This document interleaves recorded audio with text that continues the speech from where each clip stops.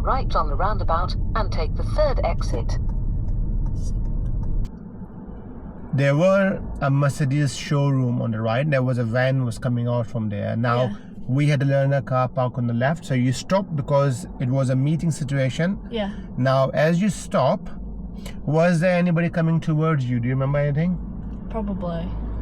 But they were going like that way. So I thought it was okay, but I probably should have waited in case they came. So that way. I'll give you the scenario. So imagine the white car is where we are. So we stopped and there was a showroom entrance over. There was a van coming out that time.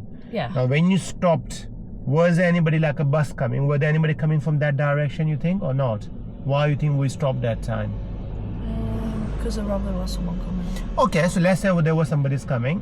So once they go, what we normally do, we check our mirrors again and we go around it. Yeah. Now what if nobody's coming from there, but there's a car coming from the side road who's coming out? Yeah. Do we have got a priority to keep going, or do we let them go out from the side road first? What do you think? I'd let them out. But that's me being nice. If you look on their floor, you have got a double white line painted on the floor there. Yeah, they've got what does double white line means? Give way. So do we give way to them or they give way to us? They give way to us. So I ask you this question again. So nobody's coming. Meeting situation is now gone. There's a van there who wanna come out. Yeah.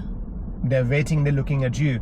Would you still stop and let them go, or would you carry on going? I'd carry on going. What do you think you did that time? I'd let them go. Do you remember you were looking at that van, and that van driver was stopped there waiting for you to go? Because you hesitated, what he finally did?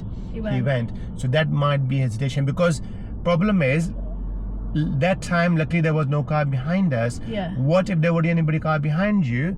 They can see that you're hesitating, and that car behind you may just gonna overtake you because you hesitate. We don't want to be doing that either. Yeah. Okay, so far any problem?